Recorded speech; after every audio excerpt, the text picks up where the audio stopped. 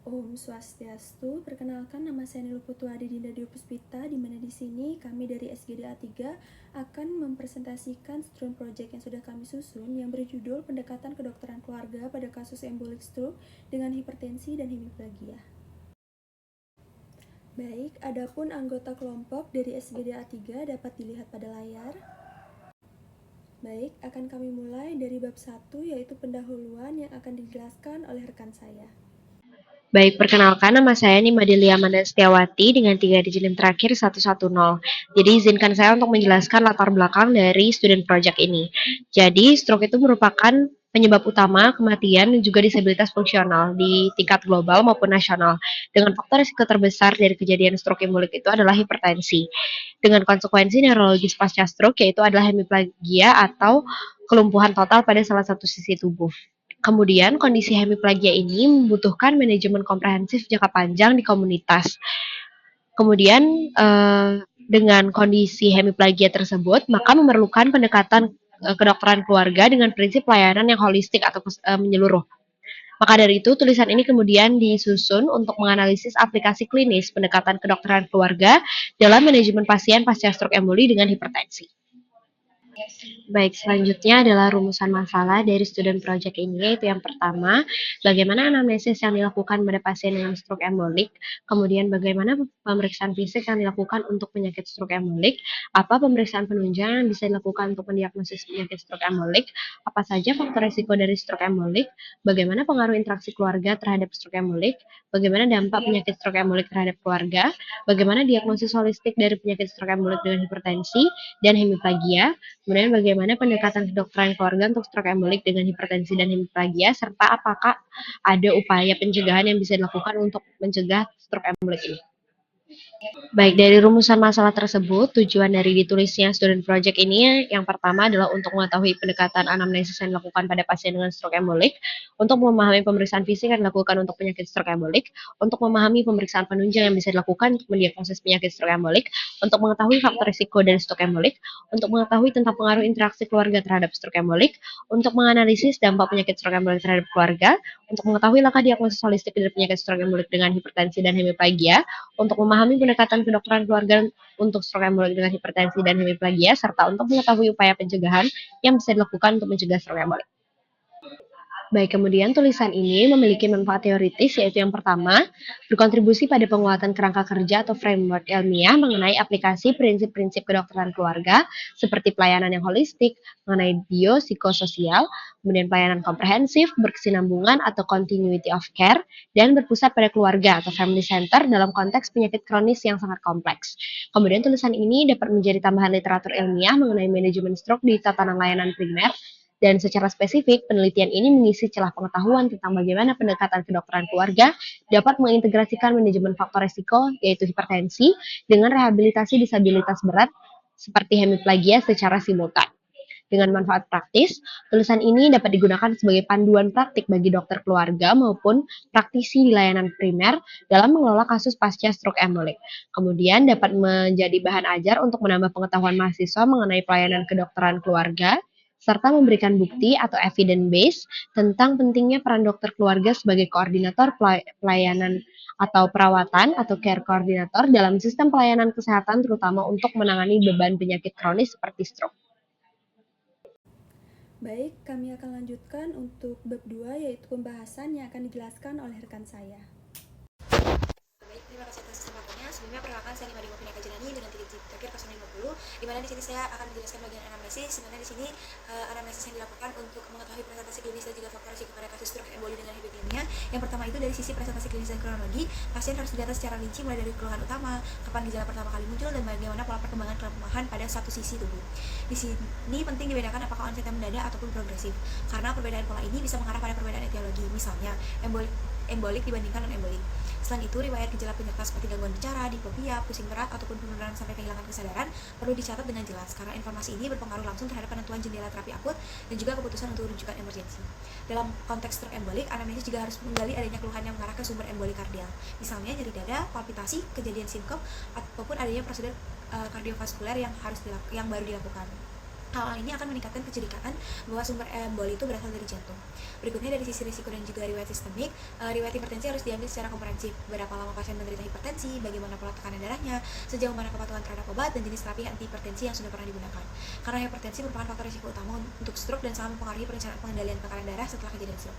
Selain itu, penting juga menanyakan riwayat fibrasi atrium, penyakit jantung iskemik, riwayat trombosis vena, diabetes, hiperkolesterolemia, dan juga kebiasaan merokok, serta penggunaan obat-obat prokoagulan ataupun narkotika.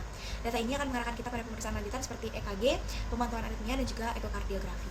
Tidak kalah penting, riwayat sosial dan juga fungsional juga harus dieksplorasi seperti dukungan keluarga yang dimiliki pasien, kemampuan aktivitas sehari-hari sebelum stroke, serta akses pasien terhadap fasilitas kesehatan. Informasi ini dibutuhkan sebagai bagian dari pendekatan kedokteran keluarga agar perencanaan rehabilitasi dan rujukan bisa disusun sejak awal dan melibatkan keluarga secara optimal. Pada slide kedua, saya fokus pada temuan neurologis, tanda bahaya, dan juga implikasi terhadap tata laksana awal. Anamnesis yang baik harus dilengkapi dengan penilaian neurologis singkat. Di sini kita menilai sisi dominan hemiplegia atau tidaknya gangguan sensorik dan bagaimana fungsi kognitif maupun perilaku pasien. Temuan neurologis ini membantu menentukan prioritas triase keperawatan akut dan menilai apakah pasien memenuhi kriteria untuk trombolisis atau bahkan trombektomi berdasarkan jendela waktu dan juga beratnya gejala. Selanjutnya, tanda-tanda red flag harus diidentifikasi sejak awal, misalnya kelemahan yang semakin cepat progresif, gangguan kesadaran, atau adanya demam yang menyertai. Kondisi ini menandakan perlunya rujukan darurat dan penanganan segera di fasilitas yang lebih tinggi. Selain itu, informasi mengenai penggunaan obat antitrombolitik atau antikoagulan terakhir juga sangat krusial karena akan mempengaruhi keputusan terapi antitrombotik lanjutan baik pada fase akut maupun pencegahan sekunder. Jika dari anamnesis dan pemeriksaan kita mencurigai sumber embolik, terutama yang berasal dari jantung, maka hal tersebut harus memicu dilakukannya pemeriksaan kardiak lebih lengkap seperti EKG, ekokardiografi, dan bila perlu pemantauan aritmia. Semua rangkaian anamnesis ini tidak hanya bertujuan untuk menegakkan diagnosis etiologi, tetapi juga menjadi dasar untuk menyusun strategi pencegahan primer dan sekunder serta perencanaan perawatan komprehensif yang melibatkan pasien dan keluarga dalam jangka panjang. Baik, sekian penjelasan dari saya. Selanjutnya saya akan berikan atau serahkan kepada teman saya. Terima kasih. Baik, sebelumnya perkenalkan, nama saya Muhammad Azizul Ham dengan NIM akhir 220. Di sini saya izin menjelaskan mengenai bagian pemeriksaan fisik. Pemeriksaan fisik pada pasien dengan dugaan embolik ischemic stroke dan hemiplegia berperan sebagai langkah awal yang menentukan, dimulai dari evaluasi neurologi sistematis untuk menilai onset, pola kelemahan, keterlibatan wajah, bahasa, koordinasi, serta perhatian guna mengidentifikasi sindrom kortikal ataupun lakunar, dan juga menilai kebutuhan intervensi akut seperti trombolisis ataupun trombektomi.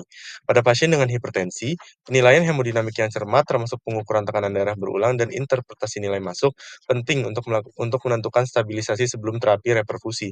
Pemeriksaan kardiovaskular yang teliti juga melalui auskultasi jantung, evaluasi nadi, dan pemeriksaan pembuluh leher membantu menyingkirkan atau menegakkan penyebab kardioembolik seperti fibrilasi atrium ataupun penyakit valvular, sehingga dapat mengarahkan prioritas pemeriksaan lanjutan dan juga strategi pencegahan sekunder. Mungkin sekian penjelasan dari saya, akan dilanjutkan oleh rekan saya. Terima kasih. Baik, perkenalkan nama saya Nurul Putu Dinda Dwi Puspita dengan 3 digit terakhir 061, di mana di sini saya izin menjelaskan terkait penunjang pada kasus embolic stroke, di mana pada kasus pasien dengan dugaan embolic stroke yang disertai hipertensi dan hemiplegia, itu pemeriksaan penunjangnya dilakukan untuk memastikan jenis stroke, mencari sumber emboli, serta menilai faktor risiko dan kondisi sistemik pasien. Yang pertama, pemeriksaan neuroimaging menjadi salah satu langkah utama di mana CT scan dan kontras dilakukan sebagai pemeriksaan awal untuk menyingkirkan stroke hemoragik sebelum terapi diberikan. Sementara MRI dengan sequence DWI dan ADC lebih sensitif mendeteksi infark iskemik akut dan membantu menilai area penumbra. Untuk yang kedua, pemeriksaan laboratorium dilakukan untuk menilai faktor risiko dan kesiapan terapi. Ini meliputi darah lengkap, gula darah atau HbA1c untuk menilai risiko diabetes, profil lipid untuk deteksi dislipidemia, pemeriksaan koagulasi sebagai pemberian antikoagulan, serta fungsi ginjal dan elektrolit untuk menilai komorbid dan penyesuaian obat. Selanjutnya, yang ketiga, pemeriksaan kardiovaskuler. Pentingnya karena banyak emboli berasal dari jantung. EKG dilakukan untuk mendeteksi fibrilasi atrium, sedangkan ekokardiografi dapat menemukan trombus, kelainan katup, atau PFO. Dimana juga jika fibrilasi atrium dicurigai tetapi tidak tertampak di EKG, dapat dilakukan Holter monitor. Yang keempat, pemeriksaan vaskular perifer seperti Doppler karotis digunakan untuk menilai adanya stenosis atau plak aterosklerosis pada arteri karotis sebagai sumber emboli dari arteri ke arteria. Mungkin sekian dari saya akan dilanjutkan oleh teman saya. Baik, sebelumnya, perkenalkan nama saya Ninyaman Erikita Megaswari dengan 3 digit dan mahir 120 menjelaskan terkait identifikasi faktor risiko stroke embolik, di mana terdiri 3 faktor. Yang pertama, faktor kardiak, faktor vaskular, dan juga faktor protrombotik. Yang pertama faktor kardiak, itu yang paling sering itu adalah fibrilasi atrium, lalu ada gagal jantung, infark miokard, penyakit katup, dan risiko dapat meningkat pada usia lanjut. Untuk faktor vaskular, di mana itu ada hipertensi, diabetes, dislipidemia, obesitas, merokok, aterosklerosis, dan dapat melepas embolus ke otak. Lalu yang terakhir itu ada faktor protrombotik, di mana seperti kanker, anemia, sel sabit, koagulopati, dan kontrasepsi hormonal. Di mana jika terdapat riwayat stroke sebelumnya, itu juga memperberat kemungkinan kejadian berulang. Sekian dari saya, terima kasih. Baik, perkenalkan saya Nisa Putri dengan nomor 149. Izin melanjutkan untuk identifikasi interaksi keluarga. Interaksi keluarga memegang peran penting dalam manajemen faktor risiko primer dan juga sekunder yang berkontribusi langsung terhadap kejadian stroke emboli. Risiko utama seperti hipertensi dan juga fibrilasi atrium memerlukan kepatuhan terapi jangka panjang. Dukungan keluarga yang fungsional ditandai dengan kohesi dan juga komunikasi yang baik, terbukti secara signifikan meningkatkan kepercayaan pasien terhadap regimen pengobatan, termasuk terapi hipertensi dan juga antikoagulan. Sebaliknya, disfungsi keluarga, tingginya tingkat konflik atau kurangnya dukungan sosial dapat meningkatkan stres psikologis dan juga menurunkan motivasi pasien yang berakibat pada manajemen hipertensi yang buruk dan juga kegagalan kepatuhan untuk koagulasi. Sehingga ini akan meningkatkan risiko stroke embolik secara substansial. Pasca kejadian stroke embolik yang mengakibatkan hemiplegia, interaksi dan fungsi keluarga menjadi prediktor kuat terhadap keberhasilan rehabilitasi dan juga kualitas hidup pasien. Fungsi keluarga yang sehat, di mana anggota keluarga mampu beradaptasi dengan peran baru dan juga memberikan dukungan sosial, emosional, serta instrumental secara signifikan berhubungan dengan pemulihan fungsional yang lebih baik. Baik, sebelumnya perkenalkan nama saya Rati dengan 3 digit NIM terakhir 023. Di sini saya akan melanjutkan yaitu diagnosis holistik. Diagnosis klinis dengan melakukan pencitraan itu misalnya CT scan atau MRI itu dilakukan identifikasi etiologi emboli dan juga penegakan diagnosis hipertensi sebagai faktor risiko utama serta penilaian derajat keparahan hemiplegia, kelemahan pada satu sisi tubuh. Secara psikologis itu perlu dikaji dampak kecacatan hemiplegia dan juga penyakit kronis stroke dan hipertensi terhadap mental pasien, seperti munculnya kecemasan, depresi, ataupun penurunan motivasi untuk rehabilitasi. Perkenalkan, saya Rektor Praja Paramita Karyadi dengan 3 digit NIM akhir 011. Izin untuk menjelaskan mengenai dampak penyakit bagi keluarga. Yang pertama yaitu adanya beban kesehatan dan juga ketergantungan, di mana hemiplegia akibat embolic stroke menyebabkan pasien kehilangan kemampuan untuk melakukan aktivitas sehari-hari, sehingga ketergantungan pada keluarga semakin meningkat. Anggota keluarga harus membantu perawatan fisik, mobilisasi, hingga pemenuhan kebutuhan dasar, sementara banyak caregiver belum memiliki pengetahuan ataupun keterampilan yang memadai dalam merawat pasien stroke. Kemudian yang kedua dampaknya yaitu adanya stres caregiver dan juga perubahan peran, di mana tuntutan perawatan yang tinggi menimbulkan stres fisik dan emosional pada caregiver, di mana perubahan peran dalam keluarga sering terjadi karena salah satu anggota harus mengalihkan waktu dan tenaga dari aktivitas produktif untuk fokus pada perawatan pasien yang pada akhirnya mempengaruhi produktivitas dan juga stabilitas ekonomi keluarga. Kemudian yang ketiga, adanya beban finansial di mana keluarga harus menghadapi beban biaya yang signifikan, termasuk pengobatan stroke, rehabilitasi, kontrol hipertensi jangka panjang, dan juga kebutuhan alat bantu seperti kursi roda ataupun alat mobilisasi lainnya. Pada keluarga dengan sumber daya terbatas, kondisi ini dapat meningkatkan tekanan psikososial dan memicu konflik internal. Kemudian dampak yang keempat yaitu adanya dampak emosional, di mana kondisi pasien sering menimbulkan kecemasan, kelelahan psikologis, dan ketakutan pada anggota keluarga mengenai kemungkinan kekambuhan stroke atau perburukan kondisi. Tekanan emosional ini dapat menurunkan kualitas komunikasi dan juga kohesi antar keluarga apabila tidak disertai dengan dukungan psikologis yang memadai.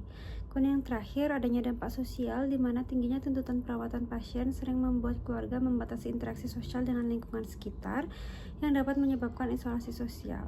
Perubahan perilaku emosional pasien seperti mudah marah, depresi, atau frustasi akibat kehilangan kemandirian juga dapat menghambat proses adaptasi dalam keluarga. Mungkin sekian dari saya, akan dilanjutkan oleh teman saya. Terima kasih.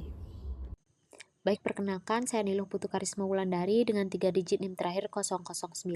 Jadi untuk pendekatan kedokteran keluarga pada pasien stroke embolik dengan hipertensi tidak hanya fokus pada diagnosis, tetapi menilai pasien secara holistik karena selain masalah medis, pasien biasanya mengalami hemiplegia yang mempengaruhi fungsi psikologis dan juga dinamika keluarga.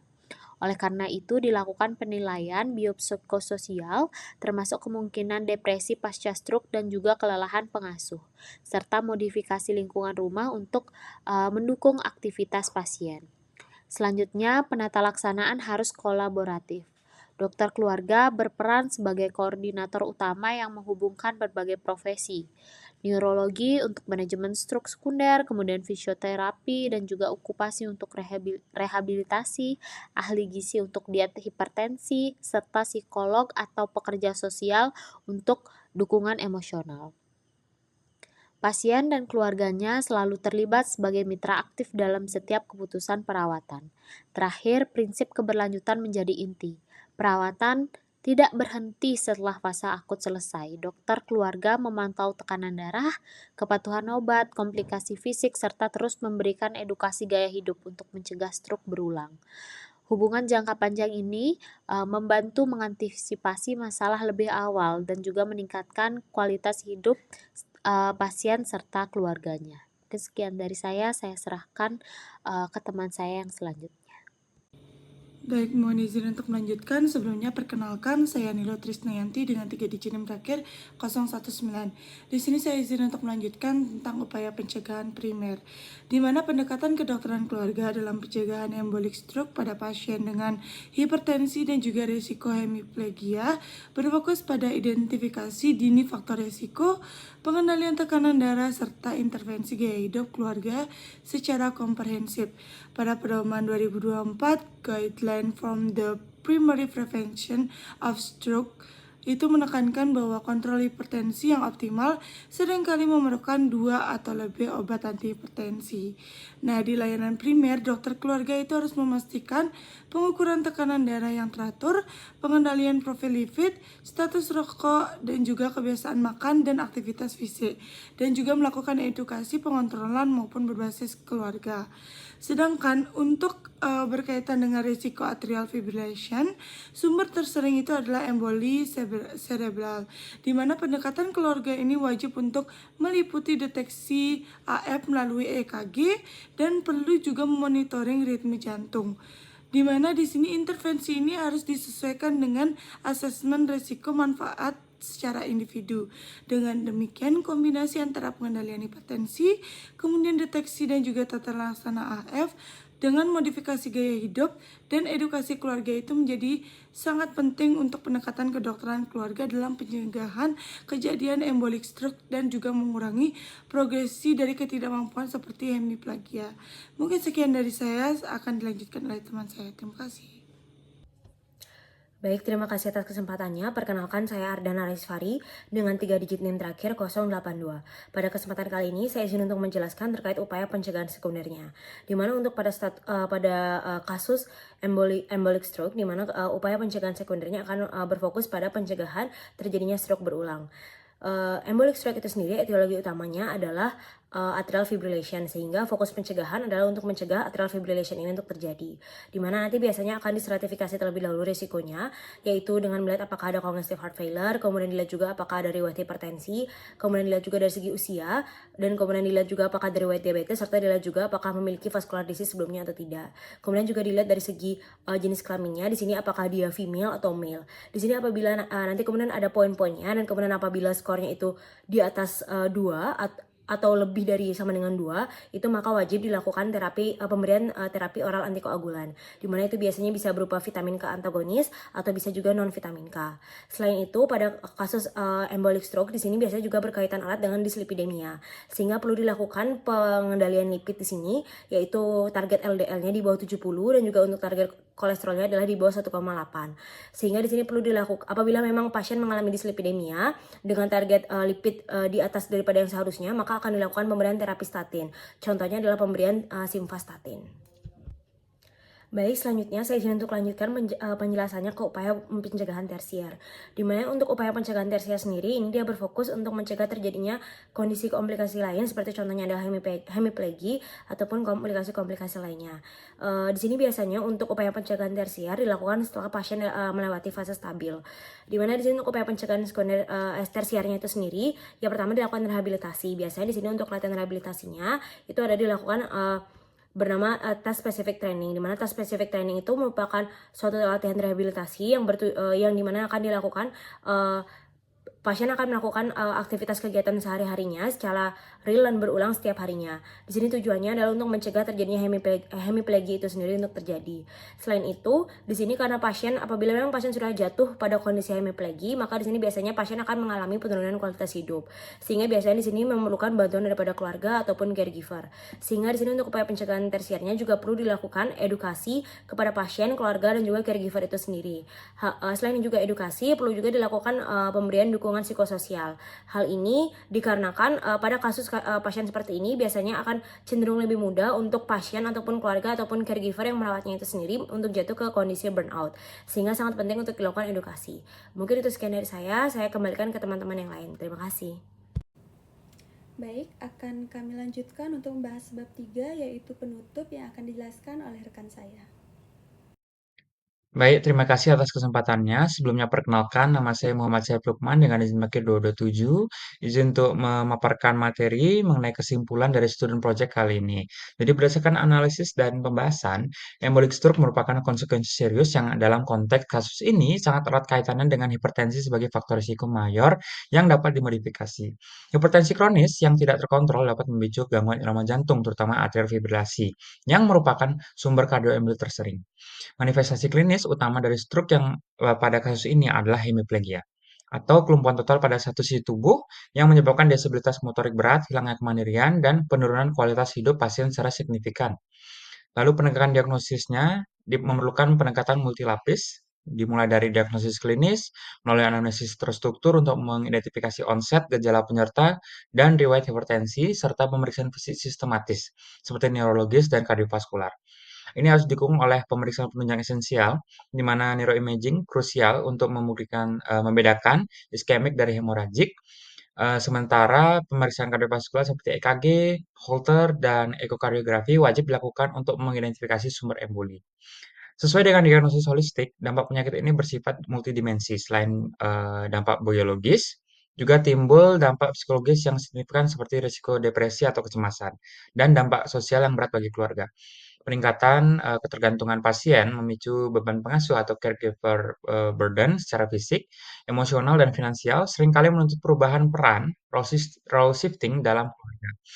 Di sinilah pendekatan kedokteran keluarga memegang peranan krusial dengan menerapkan prinsip pelayanan yang holistik, komprehensif, berkesinambungan, dan berpusat pada keluarga.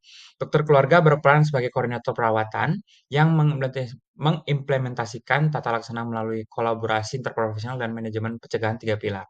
Ini mencakup pencegahan primer, seperti kontrol hipertensi dan deteksi atrial fibrilasi, lalu sekunder, mencegah stroke berulang dengan antikoagulan oral dan statin, dan tersier, yakni rehabilitasi medik seperti task specific training untuk mengurangi disabilitas hemiplegia. Mungkin sekian dari saya. Selanjutnya ke bagian saran.